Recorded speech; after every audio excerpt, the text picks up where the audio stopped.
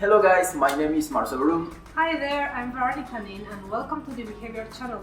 Right, so in this video we are finally getting our hands on some good old behavioral science as we are talking about product design versus behavioral design.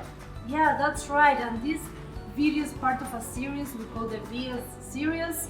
And before we were talking about UX versus product design, right. And today we're going to be talking about product design versus behavioral design.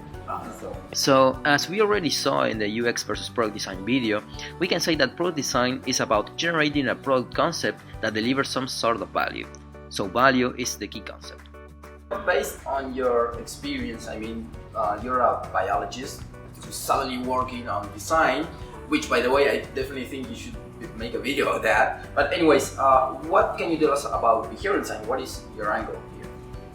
Well, Marce, the first thing I want to tell you, I'm sorry to break your heart. No. It's not one thing versus the other, no.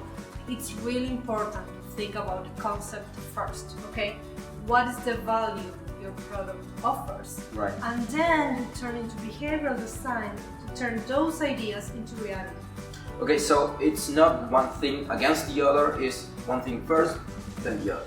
Yeah, they walk hand by hand. They're Cool. good friends. Awesome. So BD means focusing the attention on the interactions between the product and the user in order to nudge the users towards using the product in a useful way.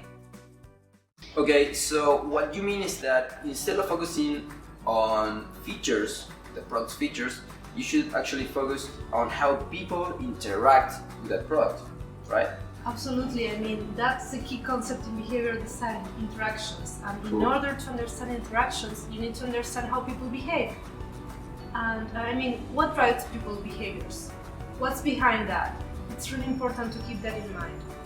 Okay, so what is behind that? How does people behaviors work?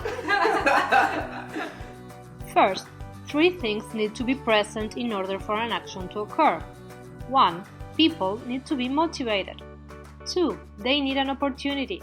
And 3. A trigger is essential. If any of those fail, the behavior won't happen. Okay, Marce, so the second thing I want you to keep in mind is that we people aren't as rational as we once thought we were. Okay, we behave in irrational but predictable ways many times. That's really interesting. Irrational but predictable. Yeah, that's right. Awesome. Okay, so one thing that I'm really curious about is how you guys apply this behavioral science thing to the design process. Actually, can you give us an example of that? Yeah, sure. So, suppose you have developed an awesome algorithm to match people with businesses. Okay, Okay, that sounds like an awesome idea to turn into an app, right? it does, yeah. Will it work? Let's see a little bit about that. Cool. Your algorithm is really good, but filling it with information it needs takes 15 minutes. That's a huge problem with the ability needed to complete the task. There is no way anyone is gonna give you 15 minutes of their lives based on a promise. No way. Okay, so you basically have a potential good product in your hands that no one is gonna use, right? Yep, exactly. And thinking like a behavioral designer means anticipating that issue so that it will happen, okay? So presenting the task but in a doable way. Okay, maybe what, like just chunking a difficult part of it? Yeah, exactly. Cool. For example, you could have this user focus on her goal rather than on the time she has to spend in order to achieve it. If you liked the video, please give it a thumbs up, subscribe for more videos like this and share it if you will.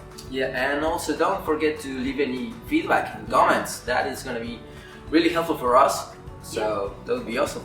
And thank you very much for sticking with us until the end, and we'll see you on the next video.